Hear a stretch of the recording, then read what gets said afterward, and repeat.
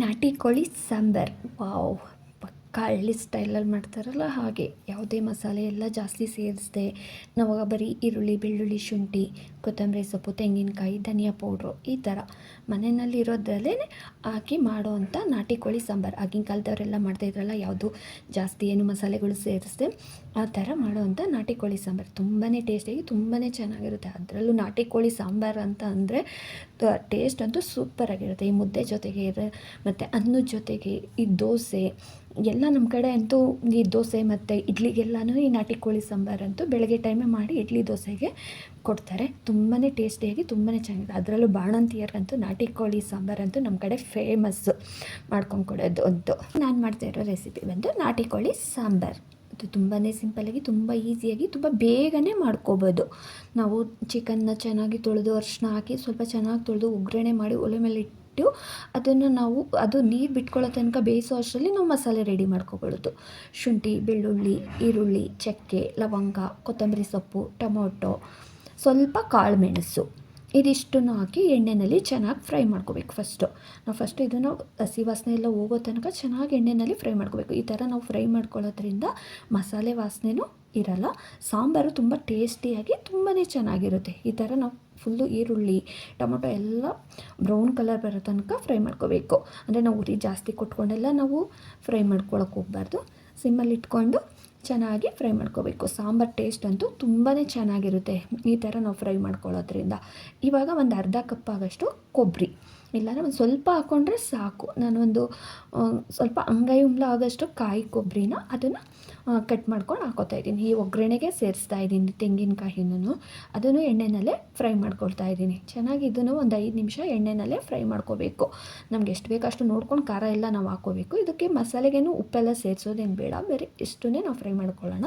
ಇವಾಗ ಕೊನೆಯಲ್ಲಿ ನಾವು ಧನಿಯಾ ಪೌಡ್ರು ನಮಗೆ ಎಷ್ಟು ಬೇಕೋ ಅಷ್ಟು ನೋಡ್ಕೊಂಡು ಧನಿಯಾ ಪೌಡ್ರ್ ಹಾಕ್ಕೋಬೇಕು. ನಾನು ಒಂದು 2ರಿಂದ 3 ಸ್ಪೂನ್ ಆಗೋಷ್ಟು ಧನಿಯಾ ಪೌಡ್ರ್ ಹಾಕ್ಕೊಳ್ತಾ ಇದ್ದೀನಿ.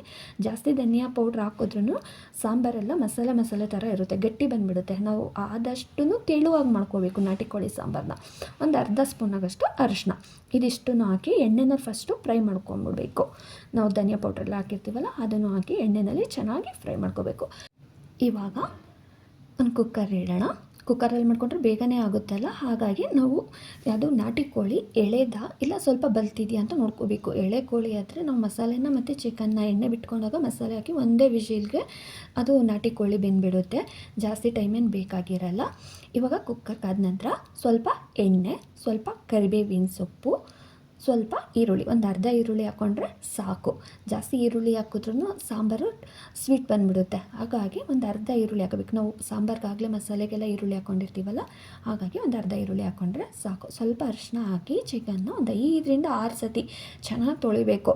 ನಾವು ಅದು ಚಿಕನ್ ತೊಳಿತಾ ಇದ್ದರೆ ಒಂದು ಸ್ವಲ್ಪನೂ ಅದು ರೆಡ್ ಕಲರ್ ಬರಲೇಬಾರ್ದು, ಫುಲ್ಲು ವೈಟಾಗಿ ನೀರು ಬರಬೇಕು. ಅಲ್ಲಿ ತನಕ ಚೆನ್ನಾಗಿ ತೊಳೆದ್ರೆ ಚಿಕನ್ ಚೆನ್ನಾಗಿರುತ್ತೆ, ಸಾಂಬಾರು ಟೇಸ್ಟು ತುಂಬಾ ಚೆನ್ನಾಗಿರುತ್ತೆ. ಇವಾಗ ಒಗ್ಗರಣೆ ಮಾಡಿರ್ತೀವಲ್ಲ ಅದಕ್ಕೆ ಚಿಕನ್ ಸೇರಿಸ್ಬೇಕು. ಒಂದು 10 ನಿಮಿಷ ಎಣ್ಣೆಯಲ್ಲಿ ನಾವು ಫ್ರೈ ಮಾಡ್ಕೋಬೇಕು. ಇದು ಚಿಕನಲ್ಲಿ ನಾವು ಎಷ್ಟೇ ಮಸಾಲೆಗೆ ನೀರು ಕಮ್ಮಿ ಹಾಕ್ಬಿಟ್ಟು ಹಾಕಿದ್ರೂ ನೀರು ಬಿಟ್ಕೊಳ್ಳೋದು ಜಾಸ್ತಿ, ಹಾಗಾಗಿ ಸ್ವಲ್ಪ ನಾವು ಮಸಾಲೆಗೆ ನೀರು ಸೇರಿಸಿ ಮಿಕ್ಸ್ ಮಾಡ್ತಾ ಇರ್ತೀವಲ್ಲ ಅವಾಗೆ ಸ್ವಲ್ಪ ನೀರನ್ನ ಕಡಿಮೆ ಹಾಕೋಬೇಕು. ಇವಾಗ ನಾವು ಉಪ್ಪು ಮತ್ತು ಈ ಒಗ್ಗರಣೆ ಎಲ್ಲ ಮಾಡಿರ್ತೀವಲ್ಲ, ಇವಾಗ ಒಂದು 10ರಿಂದ 15 ನಿಮಿಷ ಚೆನ್ನಾಗಿ ಎಣ್ಣೆಯಲ್ಲಿ ಫ್ರೈ ಮಾಡ್ಕೋಬೇಕು. ಅದು ಚೆನ್ನಾಗಿ ಎಣ್ಣೆನಲ್ಲಿ ಫ್ರೈ ಮಾಡಿಕೊಂಡ್ರೆ ಅದು ಪೀಸಿಗೆಲ್ಲ ಎಣ್ಣೆ ಇಳ್ದಿರುತ್ತಲ್ಲ, ಮತ್ತು ಈ ಕರಿಬೇವೆಲ್ಲ ಹಾಕಿರ್ತೀವಲ್ಲ ಒಳ್ಳೆ ಘಮ ಬರ್ತಾ ಇರುತ್ತೆ. ಒಂದು 10ರಿಂದ 15 ನಿಮಿಷ ನಾವು ಫ್ರೈ ಮಾಡ್ಕೋಬೇಕು ಎಣ್ಣೆಯಲ್ಲಿ. ತುಂಬ ಚೆನ್ನಾಗಿರುತ್ತೆ ಚಿಕನ್ನು.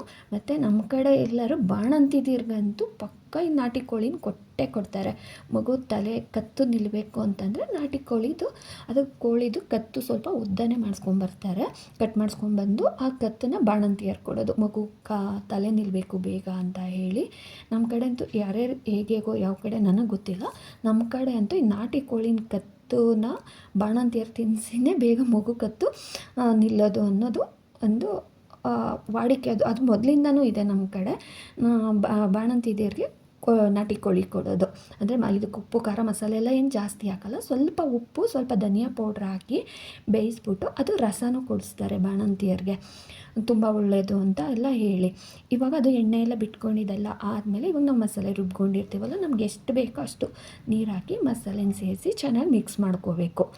ಇವಾಗ ಮಸಾಲೆ ನಾವು ನೋಡ್ತಾ ಇದ್ದೀವಲ್ಲ, ನಾವು ಜಾಸ್ತಿ ನೀರು ಹಾಕಬಾರ್ದು, ನಿಮ್ಮ ಕೋಳಿಗೆ ಮಾತ್ರ ಕೋಳಿ ಸಾಂಬಾರ್ಗೆ ಯಾವುದೇ ಕೋಳಿ ಆಗಲಿ ಅದ್ರ ಚಿಕನಲ್ಲಿ ಅದರಲ್ಲೇ ನೀರು ಬಿಟ್ಕೊಳ್ಳುತ್ತೆ. ಹಾಗಾಗಿ ಸ್ವಲ್ಪ ನೋಡಿಕೊಂಡು ನಾವು ನೀರು ಸೇರಿಸ್ಕೋಬೇಕು. ಜಾಸ್ತಿ ನೀರು ಹಾಕಿದ್ರೆ ಚಿಕನಲ್ಲೂ ನೀರು ಬಿಟ್ಕೊಳ್ಳುತ್ತೆ, ಸಾಂಬಾರು ಸ್ವಲ್ಪ ತೆಳು ಆಗೋಗುತ್ತೆ, ಅವಾಗ ಅಷ್ಟು ಟೇಸ್ಟ್ ಇರೋಲ್ಲ. ಹಾಗಾಗಿ ಸ್ವಲ್ಪ ಗಟ್ಟಿಯಾಗಿ ಇರಬೇಕು ಮಸಾಲೆ ಎಲ್ಲ. ನಮಗೆ ಎಷ್ಟು ಬೇಕೋ ಅಷ್ಟು ನೋಡಿಕೊಂಡು ನೀರು ಸೇರಿಸ್ಕೋಬೇಕು. ಇವಾಗ ಸಾಂಬಾರಿಗೆಲ್ಲ ನಾನು ರೆಡಿಯಾಗಿದೆ. ತುಂಬ ಚೆನ್ನಾಗಿರುತ್ತೆ ಈ ಥರ ನಾಟಿ ಕೋಳಿ ಸಾಂಬಾರಂತೂ. ಇಡ್ಲಿಗೆ, ದೋಸೆಗೆ, ಚಪಾತಿಗೆ, ಮುದ್ದೆಗೆ ಎಲ್ಲದಕ್ಕೂ ತುಂಬ ಚೆನ್ನಾಗಿರುತ್ತೆ. ಹಳ್ಳಿ ಕಡೆ ಅಂತೂ ಫೇಮಸ್ ಅಲ್ಲ. ಇವಾಗಂತೂ ನಾಟಿ ಕೋಳಿ ಸಿಗೋದೇ ಕಷ್ಟ ಆಗೋಗಿದೆ, ಸಿಗೋದೇ ಇಲ್ಲ. 800 ರೂಪಾಯಿ, 900 ರೂಪಾಯಿ, 1000 ರೂಪಾಯಿ ತನಕ ಆಗೋಗಿದೆ 1 kg ನಾಟಿ ಕೋಳಿ ಬಂದು. ಇವಾಗ ನಾನು ಕೂಗಿಸಿರೋದು 2 ವಿಷಿಲು, ಅಂದರೆ ಸ್ವಲ್ಪ ಕೋಳಿ ಎಳೆದೇ ಇತ್ತು, ಹಾಗಾಗಿ ನಾನು ಬರೀ 1-2 ವಿಷಿಲ್ ಕೂಗಿಸ್ದೆ, ನೋಡೋಣ ಬೆಂದಿದೆಯೋ ಇಲ್ವೋ ಅಂತ. ನಾನು ಅಷ್ಟು ಮಸಾಲೆ ಕಡಿಮೆ ಹಾಕಿದ್ರು, ಸಾಂಬಾರು ಸ್ವಲ್ಪ ತೆಳುನೇ ಆಗೋಗಿದೆ.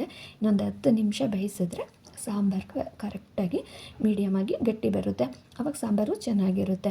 ಮಕ್ಕಳು ಮತ್ತು ಗುಂಡಿಕಾಯಿ ಕೊಡ್ತಾರಲ್ಲ, ಮಕ್ಕಳು ಗುಂಡಿಗೆ ಗಟ್ಟಿ ಆಗಬೇಕು ಅಂತ ಹೇಳಿ ನಾಟಿ ಕೋಳಿಲಿ ಇಷ್ಟೊಂದಿದೆ. ಒಂದು ಎಳೆ ಮಗುಗೆ ಒಂದು ಕೋಳಿ ದೇಹದಲ್ಲಿ ನಮ್ಗೆ ಏನೇನು ತಿಂದರೆ ಮಕ್ಕಳಿಗೆ ಹೇಗೆ ಆಗ್ತಾರೆ ಅನ್ನೋದೆಲ್ಲನೂ ಒಂದು ನಾಟಿ ಕೋಳಿನಲ್ಲೇ ನೋಡಿ ಹೇಳ್ತಾರೆ ನಮ್ಮ ಕಡೆ ಎಲ್ಲ ಹಿರಿಯರು. ಪಕ್ಕ ಹಳ್ಳಿ ಸ್ಟೈಲಿ ನಾಟಿ ಕೋಳಿ ಸಾಂಬಾರು ರೆಡಿ ಆಯಿತು. ಇಲ್ಲಿಗೆ ಈ ವಿಡಿಯೋ ಎಂಡ್ ಆಗುತ್ತಿದೆ. Thank you.